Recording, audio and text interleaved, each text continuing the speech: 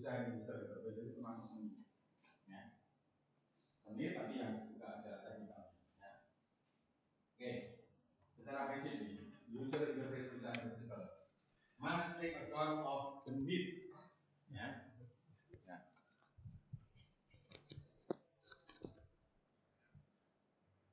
Jadi prinsip yang pertama adalah must take account of the need. Harus memperhatikan kebutuhan.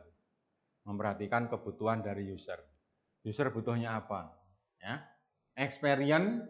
Nah, setiap user punya experience beda-beda. Ada yang baru megang mouse. Ya, misalnya gitu ya. Baru megang mouse, jadi ngegerakkan mouse saja susah. Kalau disuruh yang sulit-sulit misalnya. Ya jangan, ya harus kita melihat secara umum. And capability of the system user. Ya. Nah, kemampuan setiap user juga beda-beda.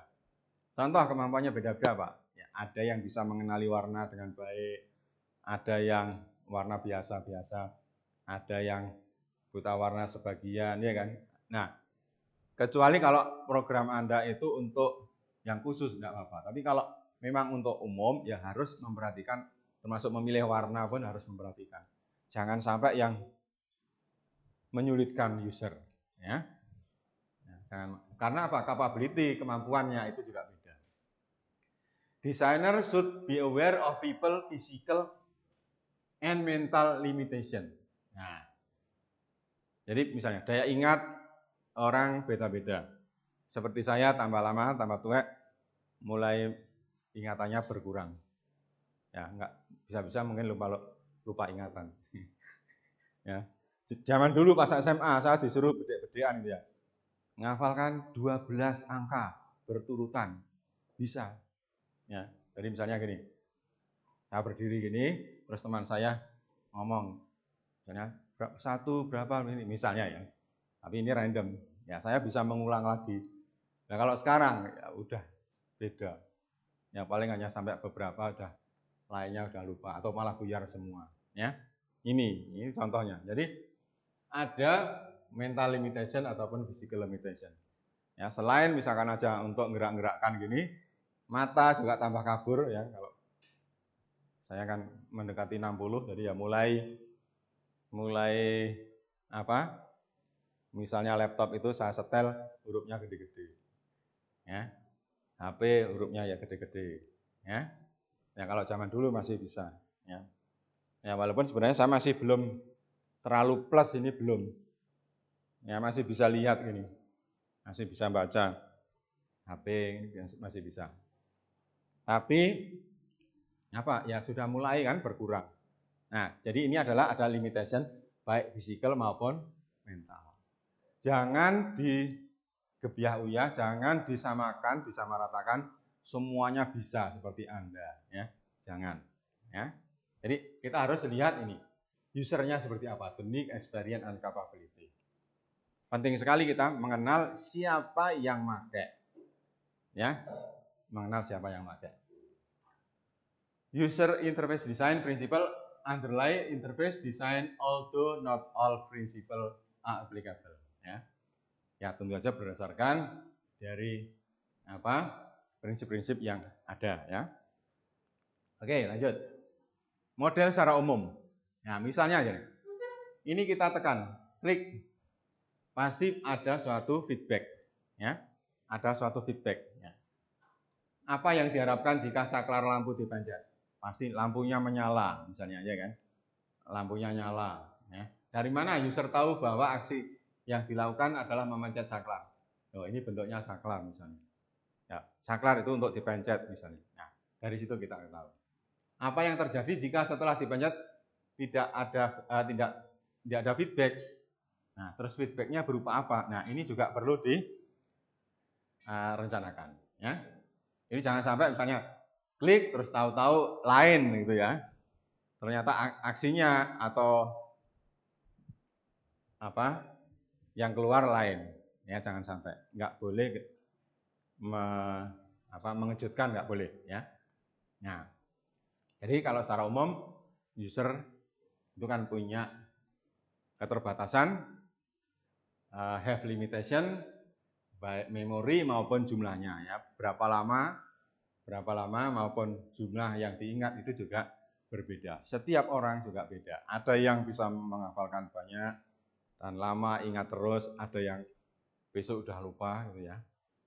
Nah, makanya perlu memperhatikan usernya itu ya. Oke, sebagai contoh yang pertama ini snake in the drawer, Ya, ini contohnya. Dikisahkan misalnya Anda baru keluar rumah, ya misalnya mungkin dari sawah, setelah itu masuk ke kamar, buka ininya, ya, ini dibuka. Ya. Apa yang terjadi? Anda dari sawah, misalkan aja tadi melihat sekilas ular. Terus setelah itu masuk ke kamar, agak gelap dikit, buka, mungkin ngambil apa? Ya, buka drawernya, ditarik lacinya. Terus kelihatan yang melingkar di situ, ada yang melingkar di dalam. Kira-kira apa nih? Yang Anda lihat misalnya satu yang melingkar. Apakah itu ular atau tali atau tambang? Ya. Kira-kira benar apa enggak, Mas? Kan ada dua kemungkinan, ya kan? Kemungkinan benar tambang, kemungkinan juga ular, ya kan? Ya. Kalau ternyata kenyataannya adalah tambang, berarti salah apa? Ya, itu adalah saya anggap sebagai salah tipe A, error tipe A, yaitu salah persepsi. Ya. Sebenarnya yang salah itu mata Anda apa sensornya atau karena otak, kira-kira? Bukan sensornya ya. Jadi seumpama ini dilihat, ya sebenarnya kalau dilihat benar ya tambang, ya kan. Tapi kelihatan seolah-olah ular. Berarti itu adalah salah persepsi. Ya. Sensornya benar karena mata nggak rusak, nggak ketutup ya. Tetapi kelihatan seperti ular. Pernah ngalami? Ya. Seolah-olah itu misalnya hantu gitu, padahal bukan hantu misalnya. Pernah? Ya, itu berarti salah persepsi ya. Nah, ini adalah error tipe A, ya, perception error. Mengapa ya? Karena terjadi misinterpretasi, ya. Ini salah yang pertama. Ya, bukan karena gambarnya, bukan karena apa yang dilihat, bukan karena sensor, tapi karena apa? Mungkin konteksnya ini karena Anda sedang dari sawah tadi, ya kan? Baru pulang dari sawah terus masuk kamar. Nah, di sini konteksnya masih sawah, hewan, ya kan? Sehingga begitu melihat yang melingkar kelihatan seperti ular. Ya. Ini tipe A. Ya. Nah, terus tipe B. Misalnya aja, ternyata ini memang ular. Misalnya ini ya. Kalau bukan ular berarti kan sudah selesai ceritanya. Misalnya ini ternyata ular. Ada di dalam ini. Ada di dalam drawernya, ya. Nah, apa pengambilan keputusannya apa? Ular itu diapakan? Diapakan, Mbak? Kalau misalnya Anda ketemu ular itu. Ini padahal dekat sana ada adik misalnya. Harusnya ular diapakan? Ya, misalnya udah dibuang ya kan? Misalnya kan, dibuang. Misal pengambilan keputusannya dibuang misalnya udah. Nah, dibuang karena refleks Anda pegang misalnya ya. Langsung pegang, kan kemungkinan saking beraninya ini karena mikirnya kan udah iya kan? Ini langsung buang misalnya. Ya kalau selamat gitu ya kan. Tapi kalau ternyata dipegang terus digigit. Nah, berarti ini error yang kedua ya. Error yang kedua yaitu adalah decision error. Harusnya dibuang misalnya pakai tongkat. Ya. Jadi ini adalah salah pengambilan keputusannya. Harusnya ya memang dibuang tapi dibuang pakai apa? Misalnya pakai tongkat misalnya. Berarti ini adalah kesalahan tipe B. Ya. Oke, misalnya aja kalau benar misalnya dibuang pakai tongkat atau pakai sapu. Anda kan harus ngambil sapu. Apakah masih bebas error? Enggak, masih ada error. Ya, misalnya aja pas dilaksanakan buang pakai sapu, meleset, ularnya gigit tangan Anda misalnya. Ya, berarti ini error yang ketiga, pas eksekusi. Ya. Jadi kalau dilihat dari sini user interface design itu bisa digolongkan ada tipe 3 jenis error. Pertama adalah perception, ya. Kalau di dalam desain user interface, apa yang mungkin terjadi salah persepsi? Pernah ngalamin salah di web atau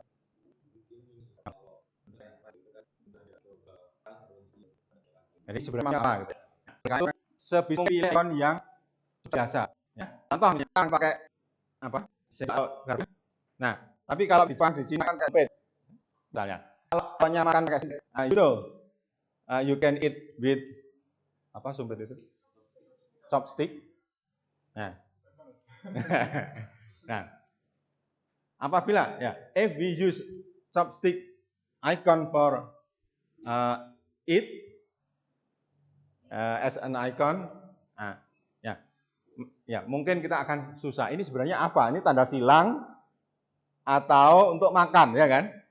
Nah, berarti untuk memperkecil error perception ini, jangan memilih ya do not choose ikon yang nggak jelas, ya. Pilih ikon yang sudah biasanya dipakai, ya. Ini untuk memperkecil errornya. Terus yang kedua, decision error. Mengapa ini terjadi? Mengapa kira-kira? Karena pengambilan keputusan harusnya mencet ini, Anda mencet itu misalnya. Apa kira-kira? Pernah nyetater motor sudah nyala tetap di starter? Pernah nggak? Atau mobil itu? Mengapa kira-kira? Sudah nyala tetap Anda starter lagi. Pernah alami itu? Pernah, Mas? Mengapa kira-kira? Engine is on but you start the ignition. Kira-kira apa penyebabnya? Lupa, ya. Yang kedua, apa kira-kira? Ini mobilnya sudah nyala, ya? Apa kira-kira? Gimana? Oh, tidak ada feedback. Ya, misalkan aja mobilnya nggak kedengaran suaranya reng ya. Misalnya gitu ya. Karena terlalu lembutnya jadi akhirnya di starter lagi ya. Akhirnya ya. Pernah ngalami? Ya. Nah, karena nggak jelas ya kan? Nggak jelas. Nah, jadi akhirnya pengambilan keputusan atau misalnya mencet pengennya start tapi mencet bel. Pernah nggak naik motor maunya start tapi salah mencet atau mencet bel maunya tapi mencet tombol lampu, pernah nggak? Pernah. Ya. Nah, kalau misalnya ini pernah, berarti apa yang harus dilakukan agar tidak terjadi seperti itu? Apa? Agar tidak terjadi salah pengambilan keputusan apa? Kalau yang error tipe A, perception error, we choose the right icon. Ya, we choose the right icon. Ya, to fight this error. Ya. Tapi yang pengambilan keputusan yang salah, bagaimana mencegahnya? Bagaimana? Konfirmasi? Maksudnya ada feedback tadi. Ya, oke. Yang kedua apa lagi? Konsisten. Ya, agar bisa konsisten gimana? Perbedaan fitur. Ya, ini salah decision error itu karena apa? Karena apa? Ini kan sudah benar, itu ular. Terus kita harus buang. Ya, Anda mengambil keputusan udah dibuang, tapi ternyata langsung refleks pakai tangan. Yang salah itu apanya? Kira-kira. Keputusannya benar sebenarnya membuang ya, tapi keputusan yang diambil salah. Apa kira-kira?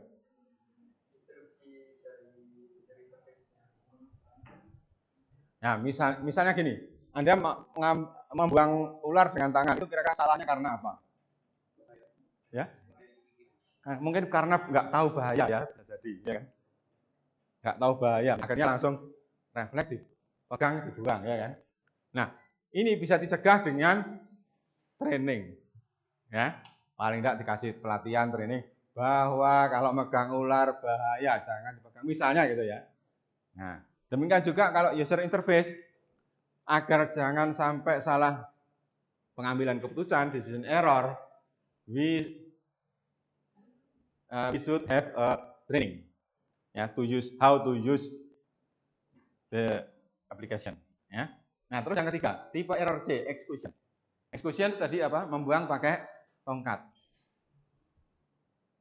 Pernah terjadi Anda nutulnya pengennya A tapi keliru sampingnya? Pernah? Sering ya, kalau saya sering, karena jempolnya udah gede-gede. Ya. Nah, itu karena apa? Salah eksekusi. Nah, kalau untuk mencegah eksekusi error, caranya bagaimana? Ya, paling gampang tadi, kalau tombol ya, tombolnya dibuat gede-gede, ya kan? Jangan terlalu kecil, jangan terlalu rapat, nanti salah. Ya, itu contohnya. Ya.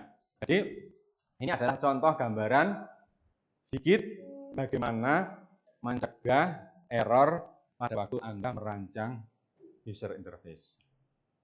Ya, contoh misalnya, jangan sampai salah ini misalnya decision error. Anda misalnya mendekatkan tombol save dan tombol delete. Ya. Tombol save dan tombol delete. Ini kan berdekatan. Save itu menyimpan, delete menghapus. Kalau salah klik delete, padahal Anda mau menyimpan, misalnya ini yakin, save yes, ya. Tapi yang Anda yes itu adalah delete. Nangis apa enggak? Ya, nah seperti itu berarti, ya jangan sampai Anda pada waktu merancang itu sudah mencegah itu terjadi, ya. Ya walaupun memang Pak gimana caranya, ya makanya perlu nanti kita belajar UX tadi, ya. Oke lanjut ya. Lanjut aja, ini sudah saya jelaskan tadi.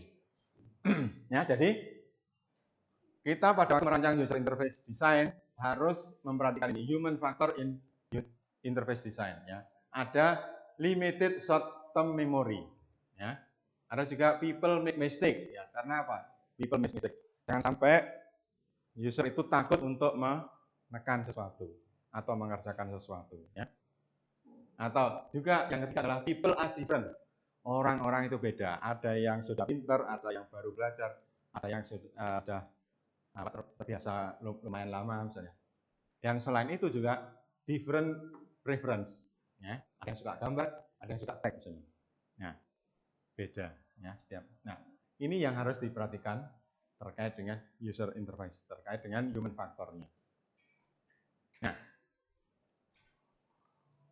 most failure of human machine system are due to poor design that do not recognize people capability and vulnerabilities. Ya. Nah, kalau bisa sih, ya kalau bisa ya tetap kita memperhatikan human factor tadi. Ya. Oke, nanti merancangnya bagaimana ya? Yang jelas pertama kita kenali dulu tipe-tipe usernya. Ada beginner user, ada intermediate user, ada expert user. Beda-beda. Ya. Kalau beginner user itu akan senang ya kalau walaupun langkahnya itu panjang, tapi kalau yang sudah expert sudah biasa, kepanjangan misalnya klik kelamaan, ya kan? Kelamaan. Kalau bisa nggak jalan tembus, ya kan?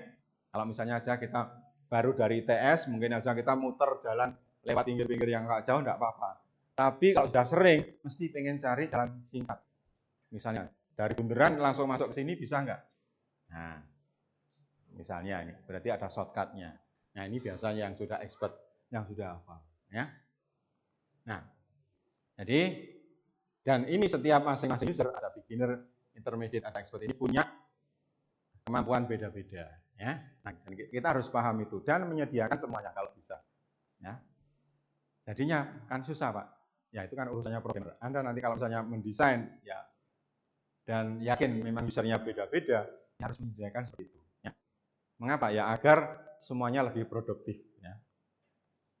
Oke, tadi ini sudah ada limitation setiap orang. Nah, ini adalah contoh bad design. Ya.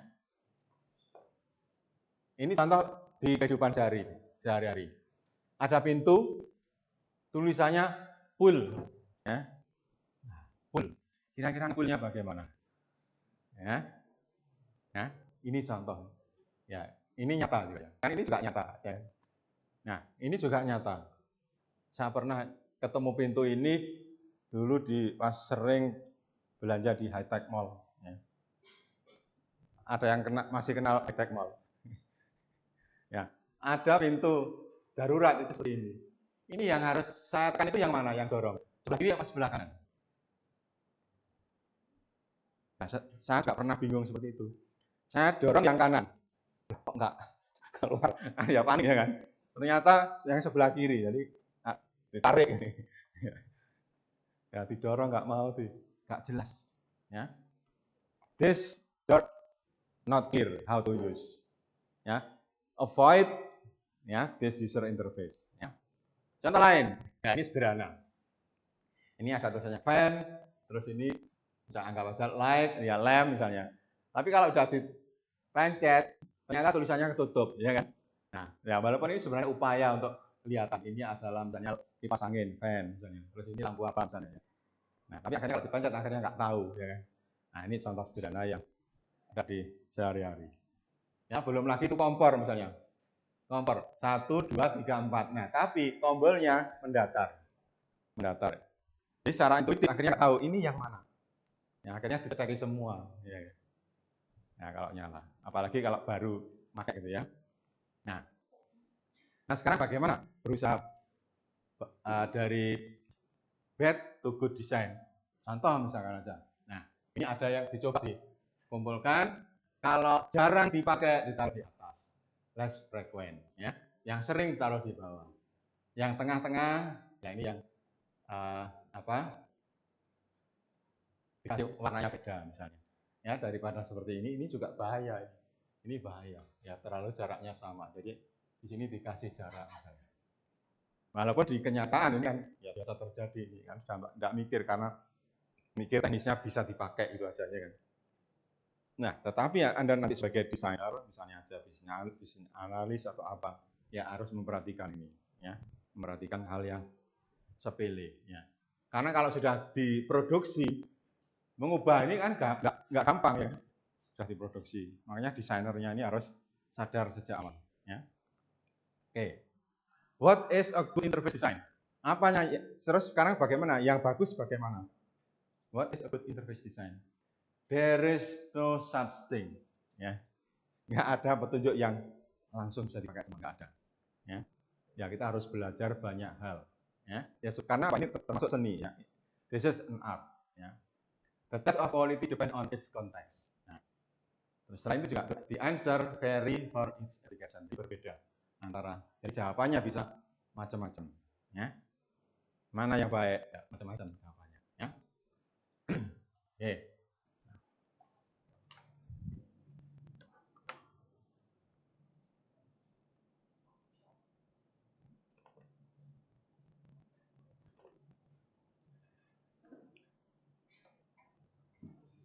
Oke, saya lanjutkan dengan, nah sekarang bagaimana yang baik? Bagaimana? What is a good design?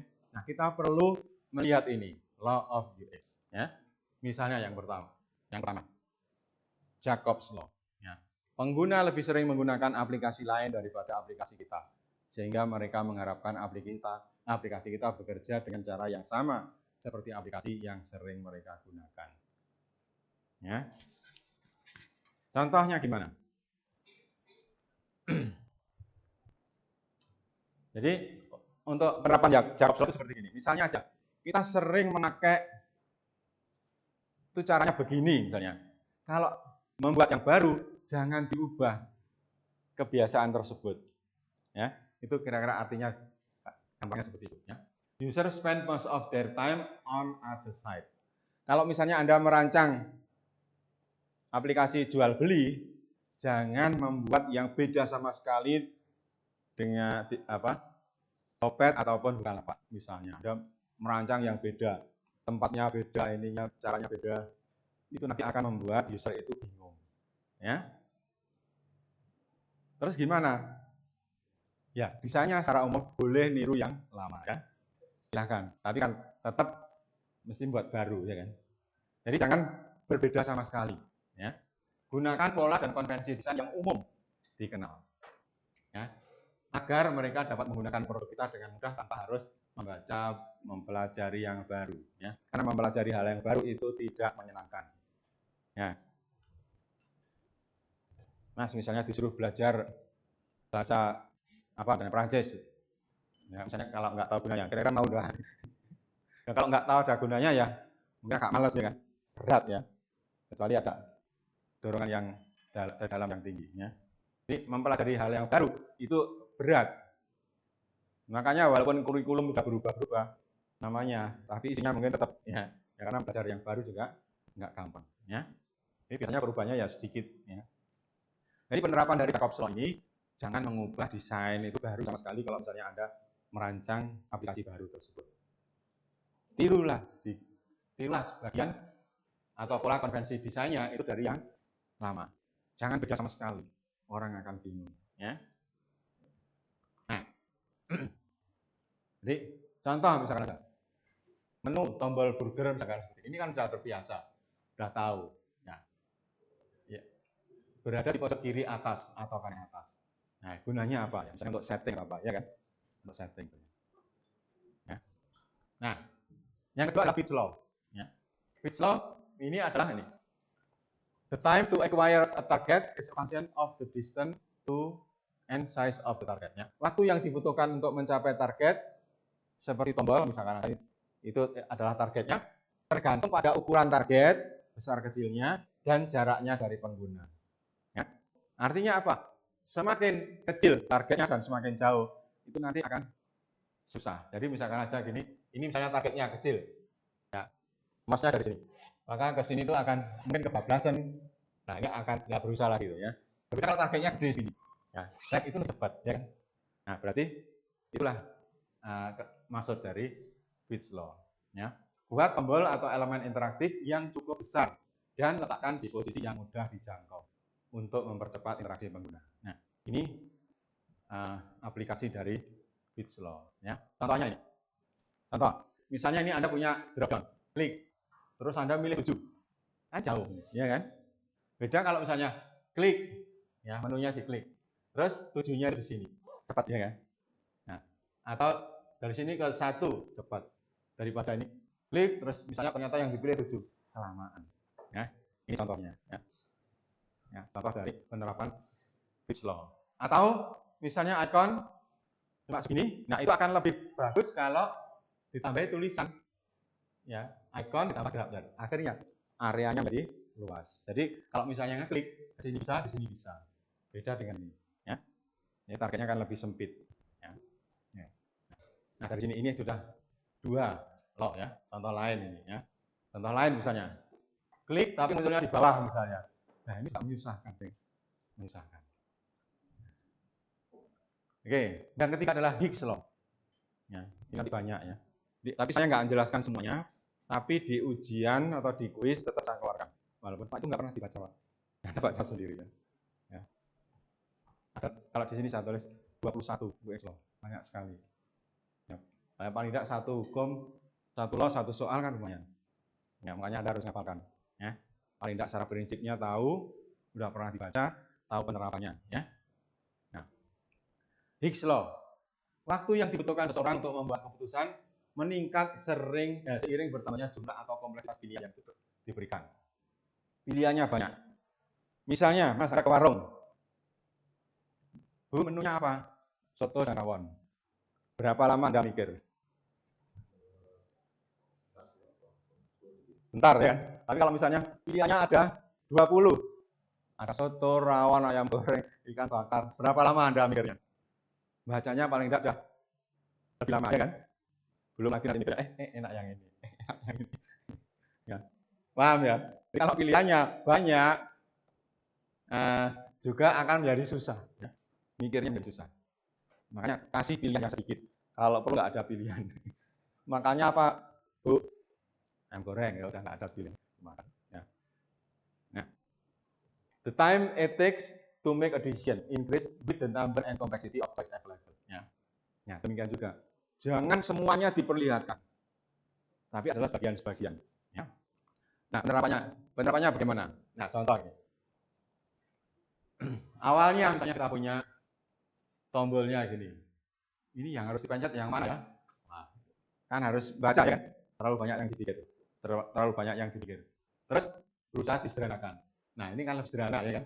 Tapi juga jangan terlalu sederhana, malah bingung.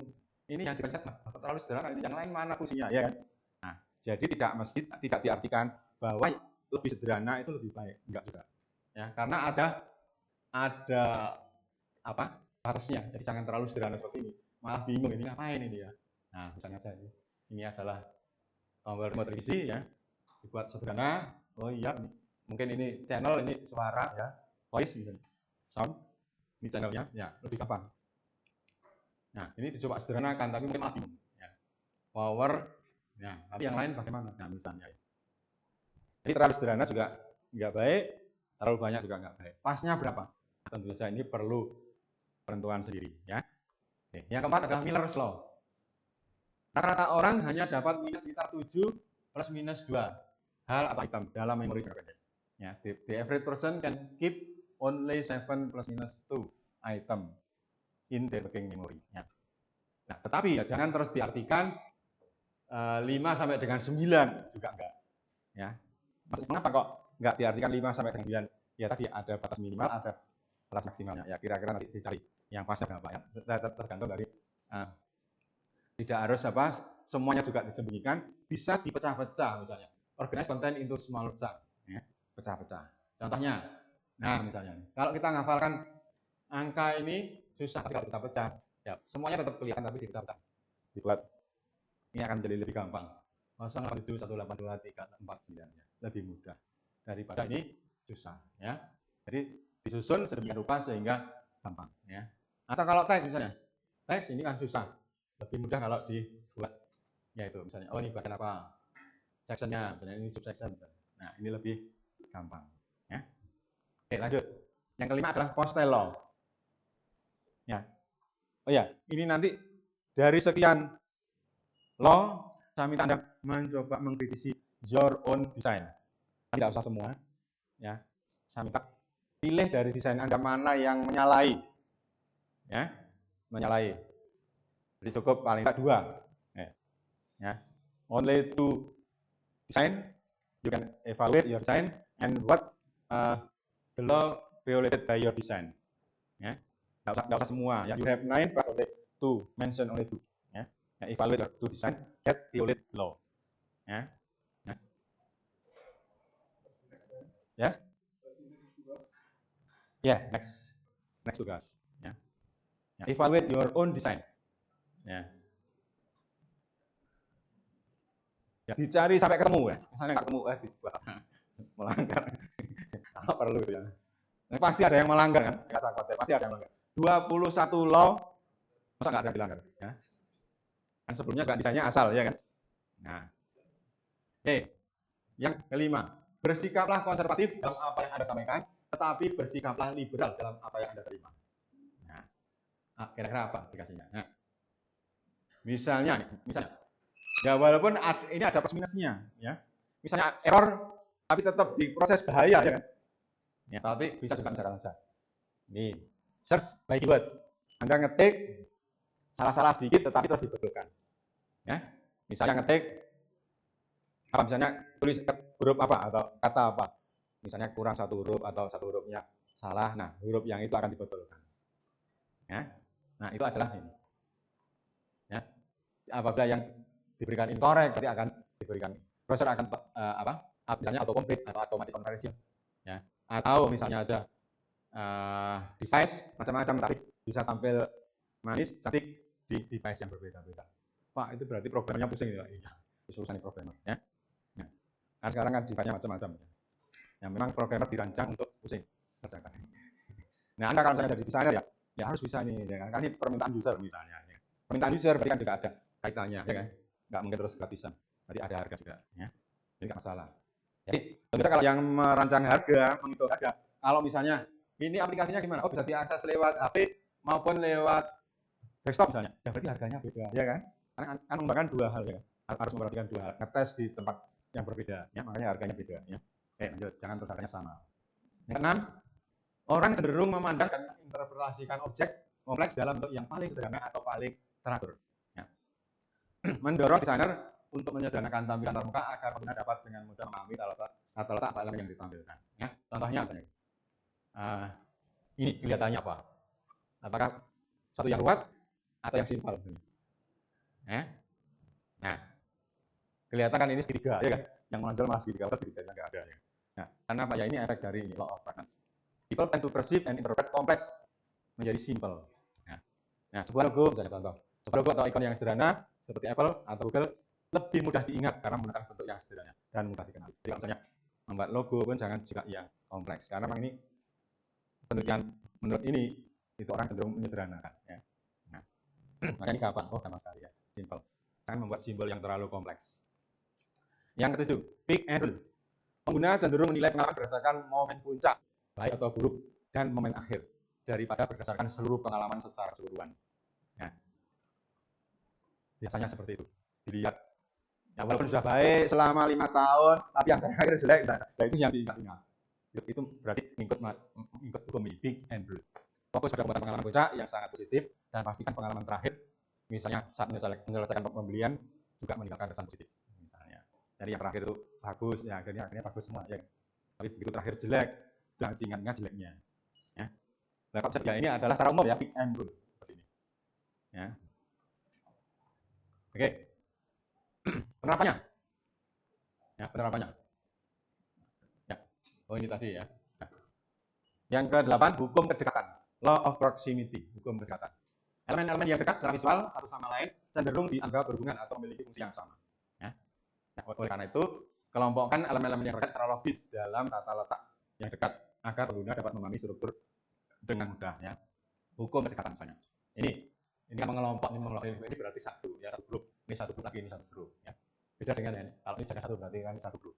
Nah, kita bisa mengatur ikon-ikonnya kalau satu kelompok yang berdekatan. Nanti yang beda fungsi kelompok yang lain. Jangan dijadikan satu. Ini akan tentu membuat bingung. Ya. Bisa. Ya. Nah, akhirnya apa? Ya karena ini grup apa. Misalnya kalau butuh grup B, kita nggak perlu lihat grup C. Jadi ingatan menjadi lebih gampang, ya, lebih mudah. Ya. Misalnya, tombol beli biasanya diletakkan dekat deskripsi dan harga produk untuk memudahkan pengguna mengasosiasikan tindakan tersebut dengan produk. Ya, misalnya ini ada deskripsi, terus ada klik beli, ya, oh ini beli yang ini, bukan beli yang lain. Misalnya. Ya. 9. Serial position effect. Nah, pengguna lebih memungkinkan mengingat elemen-elemen yang terletak di awal atau akhir dari suatu rangkaian informasi. Nah, tempatkan informasi penting itu di bagian awal atau akhir. Jadi biasanya kalau menurut hukum ini yang diingat-ingat itu awal dan akhirnya. Tengah-tengahnya biasanya sudah lupa. Ya. Yang ingat pas pernikahannya. Ya. Misalnya gitu. Pas ini rawat anak ini sudah ingat karena sudah sehari-hari ya kan. Tapi pas menikah ya masih ingat misalnya gitu. Karena pas awal. Ya. Ini. Pada menu navigasi, seringkali item yang paling penting atau populer ditempatkan di posisi paling atas atau paling bawah. Nah, ini misalnya penerapannya. Jadi yang penting itu ditaruh yang awal atau terakhir misalnya. Agar nyarinya gampang.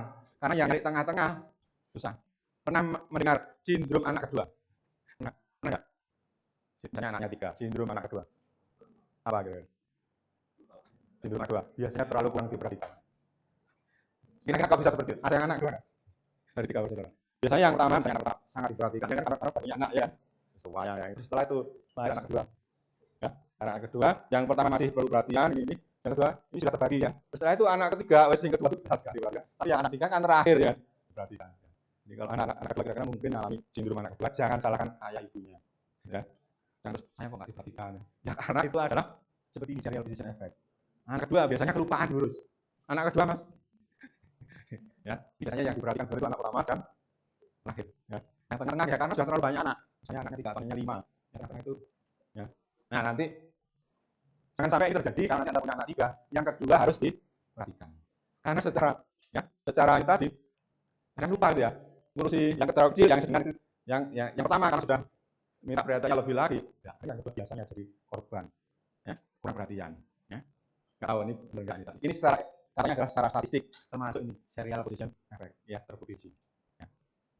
Oke, law of uniform. Ya. Elemen-elemen yang berhubung secara visual dianggap sebagai bagian dari kelompok yang memiliki fungsi yang sama. People perceive and group visual element that are connected.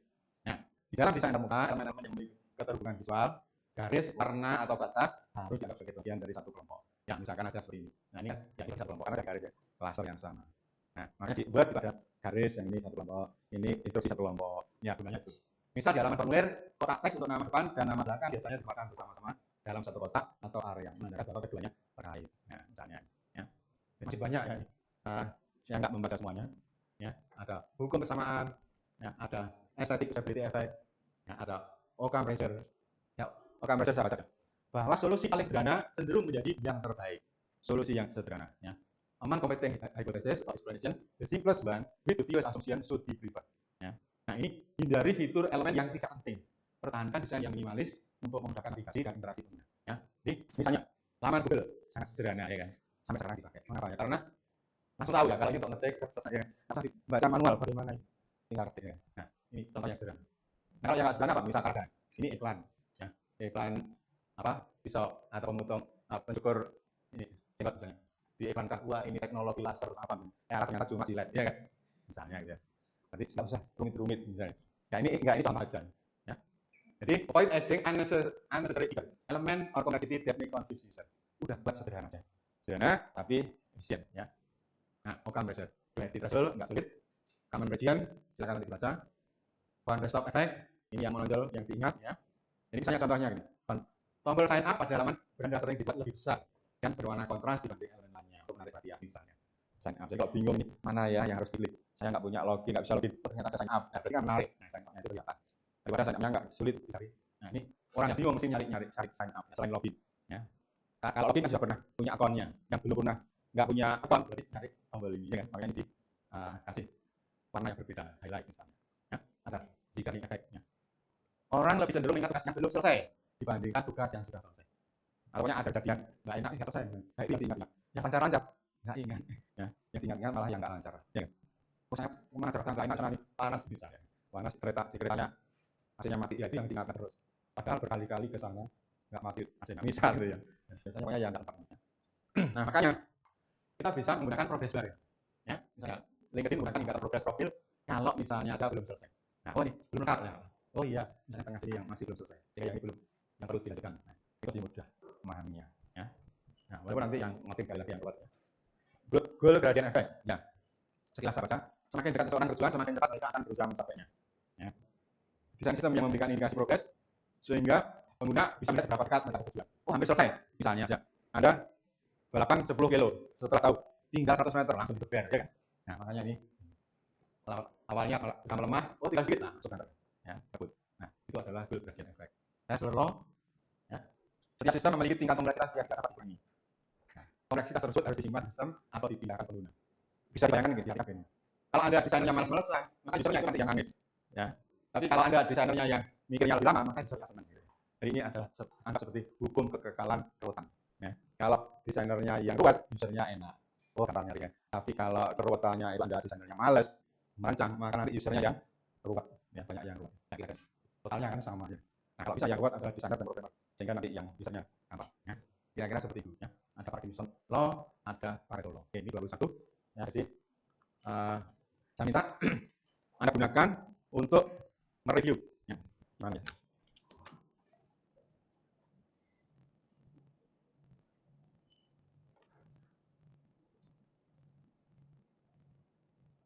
Nah.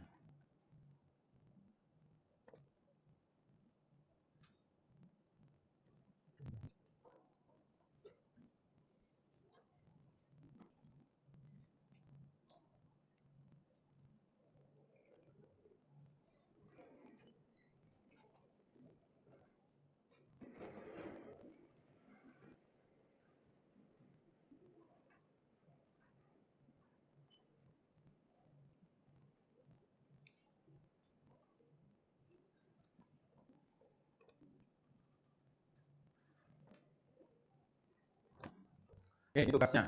Ya. Tunjukkan minimal 2 buah desain user interface Anda yang dari wireframe. Ya. Nah, ya silakan foto walaupun nanti saya upload juga, ya, tapi nggak tahu upload apa. Ya. Mungkin hari ini atau besok. Ya. Jelaskan potensi error yang mungkin terjadi, terus berikan usulan perbaikan. Ya. Jadi sekarang Anda berusaha mengkritisi desain Anda yang sebelumnya, ya. Yang sebelumnya mungkin belum tahu atau belum sadar hukum. Nah, sekarang karena sudah tahu walaupun sekilas, ya, nanti Anda baca ulang, ya, baca kira-kira mana yang dilanggar atau potensi errornya apa. Ya. Nah, agar nggak terjadi error, usulan perbaikan. Ini juga dalam bentuk desain, ya. Misalnya, desain interestnya aslinya seperti apa, terus nanti desainnya yang baru seperti apa. Ya. Berusaha aja, ya. Try your best, ya, to propose improvement, ya. Oke, sampai sini pertanyaan. Ya, seperti biasa nanti dikumpulkan di kelas, ya. Di classroom, ya. Dikumpulkan di classroom paling lambat hari Senin. Ya. Untuk tugas sebelumnya aman, ya. Aman, ya. Jadi kalau itu dikerjakan nanti akan itu terus, ya. Terus dilihat lagi terus sampai nanti selesai, ya. Cukup? Nggak ada pertanyaan? Kalau nggak ada untuk hari ini cukup sekian, ya. Sampai ketemu hari Selasa depan.